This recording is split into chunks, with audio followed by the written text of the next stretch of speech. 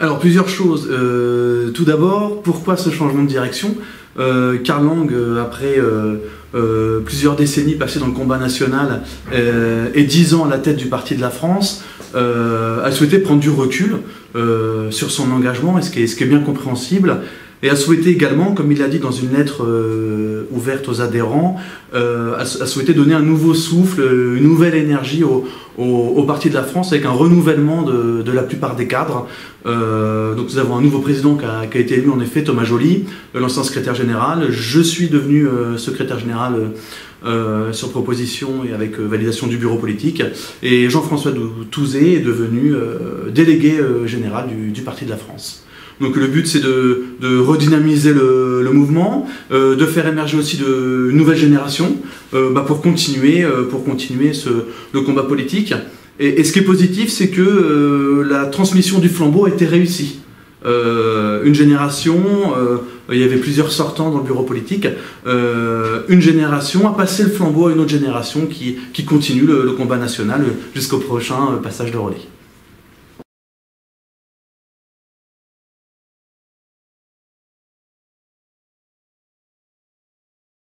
Alors, il y a plusieurs sujets. Tout d'abord, le Brexit. Je crois que c'est important. Nous, on est attachés à notre souveraineté. Et eux, c'est leur décision. Leur décision du Brexit. Ils l'ont exprimé dans les urnes. Ils ont dû le réexprimer en quelque sorte aux dernières élections qu'il y a eu chez eux.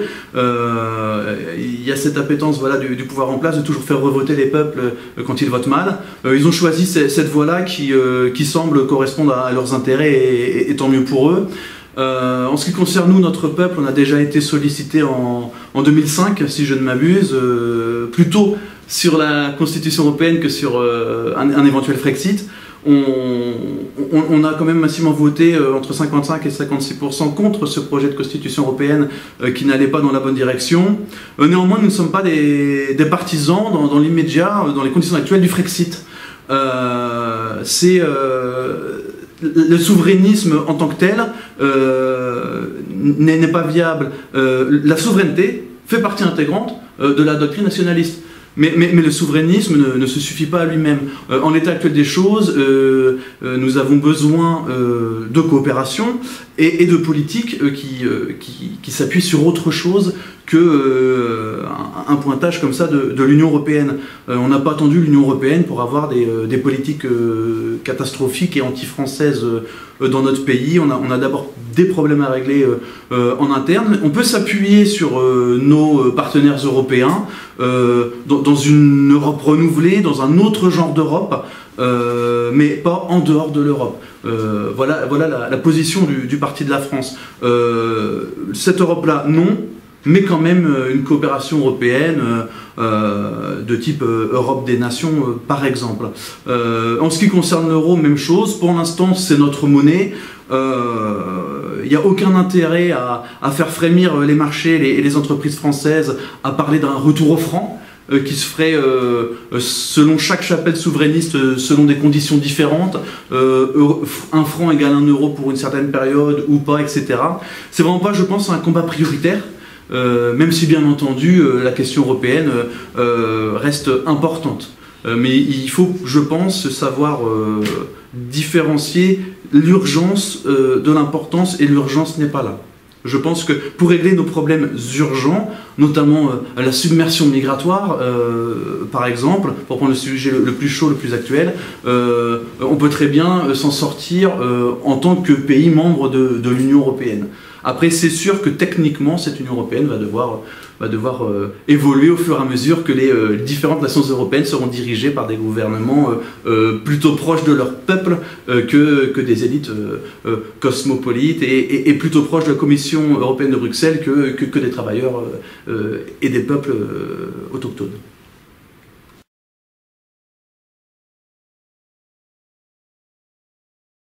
Alors, ce qui nous distingue du Rassemblement national, c'est à la fois une méthode et la doctrine. Sur la méthode, le Rassemblement national a parfois des des relents sectaires dans sa façon de monter des listes, d'aborder la coopération entre mouvements, etc. Chose que nous n'avons pas, bien au contraire. D'ailleurs, nous soutenons pour les élections municipales plusieurs listes RN. Vous pouvez retrouver tout ça sur nos différents réseaux sur Internet. Ce qui nous sépare d'eux aussi, ça va être, du point de vue de la doctrine, il y a des sujets sur lesquels le Rassemblement national a lâché, que nous ne lâchons pas, puisqu'ils sont vitaux pour la survie de notre peuple et notre intégrité. Par exemple, sur la loi Veil sur l'avortement, nous sommes pour la protection de la vie, de la conception jusqu'à la mort naturelle, sur la libre recherche historique, par exemple, la loi Guesso, qui n'a aucun sens, qui privilégie la censure plutôt que l'intelligence et le débat, la loi Pleven, qui empêche de s'exprimer librement sur ce qu'on pense de l'immigration pris dans son ensemble, etc. Il y a plein de sujets comme ça sur lesquels nous ne sommes pas en accord avec le RN, sur la politique familiale. Nous sommes contre les lois Taubira, par exemple. Et nous clamons et nous manifestons, à la différence du RN d'ailleurs. Il y a plein de sujets comme ça où le RN a reculé. Alors pourquoi? Pour plaire à qui? Peu importe. Mais en tout cas, nous ne reculons pas. Nous avons notre droite ligne de droite nationale.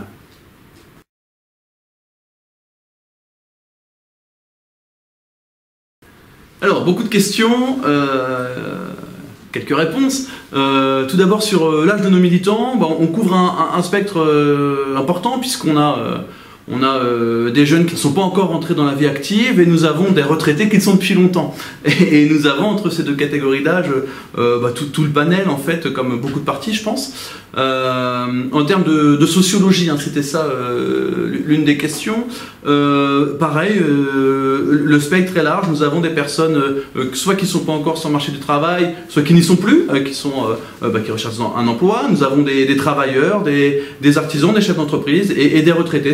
Ça couvre vraiment plutôt pas mal la société française. On a quand même une grande majorité de personnes qui travaillent dans le secteur privé au sein du Parti de la France.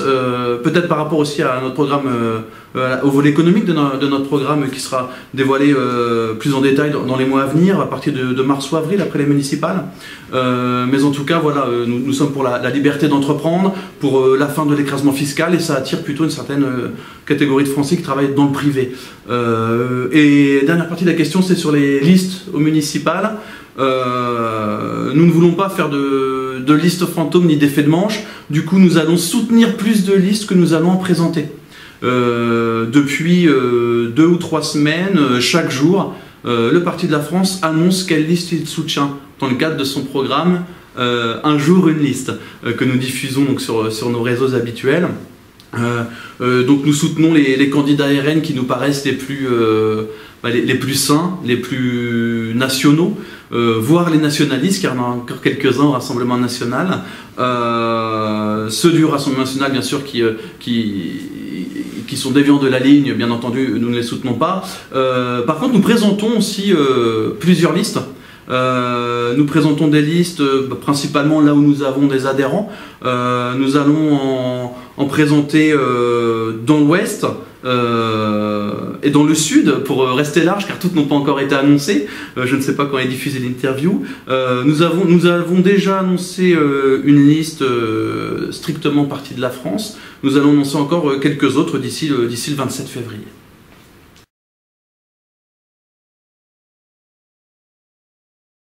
Alors, mon opinion personnelle, mais qui n'engage pas que moi, je pense, c'est que tout ce qui peut faire chuter la gauche et la droite cosmopolite est bon. Est bon, pas forcément pour le parti, mais pour la France. Ça, c'est important. Et pour justement la position du parti, dans la foulée de ce que j'ai répondu pour les municipales et les listes que nous pouvons soutenir, à partir du moment où des gens ou des mouvements ont des idées qui sont fidèles aux valeurs traditionnelles de la droite nationale, les valeurs familiales, les valeurs morales, le respect du peuple autochtone français de souche européenne, toutes ces questions vitales pour notre survie et l'intégrité de notre territoire. À partir du moment où tout le monde partage ces idées-là, on peut travailler ensemble. Le Parti de la France est un parti de la droite nationale et nous sommes prêts à travailler avec tous les mouvements, toutes les personnalités qui sont sur la bonne ligne, sur une ligne qui n'est pas faite pour plaire à des éditorialistes parisiens ou politiquement corrects, mais vraiment pour aider à ce que la France et les Français aillent mieux.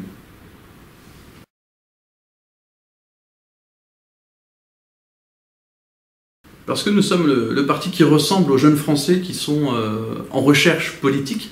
Je pense que ce qui motive ces Français-là, c'est les jeunes qui s'intéressent à notre famille politique, c'est la sauvegarde de ce qu'ils sont.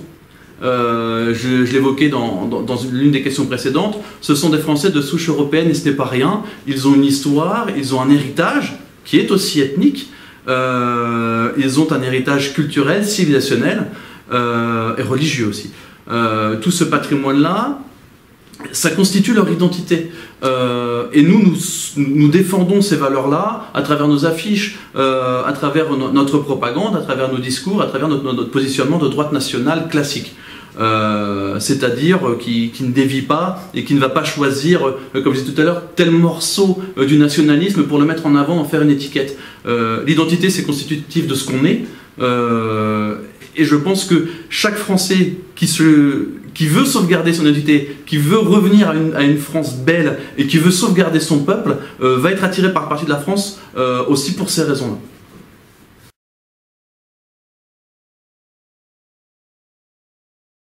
Alors en quelques mots, donc j'ai 37 ans, je suis marié, père de famille, je travaille dans le secteur privé, comme la plupart des adhérents du Parti de la France. Donc comment je suis devenu secrétaire général du Parti de la France au bout de 10 ans d'existence de ce parti?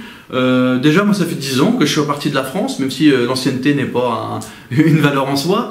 Non, ce qui se passe, c'est que de 2009 à 2013, j'étais un simple militant, on va dire.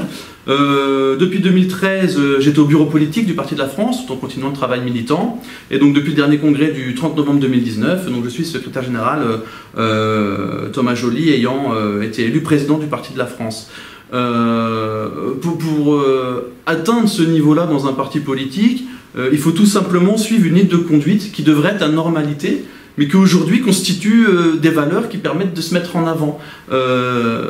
Ces valeurs, c'est tout simplement la fidélité et la droiture.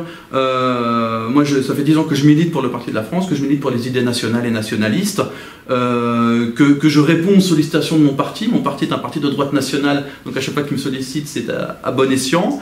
Et puis voilà, toujours répondre présent, toujours créer une équipe, animer son équipe, et puis savoir répondre présent quand il faut mettre sa tête sur une affiche ou aller au devant d'actions militantes ou de plateaux de télévision.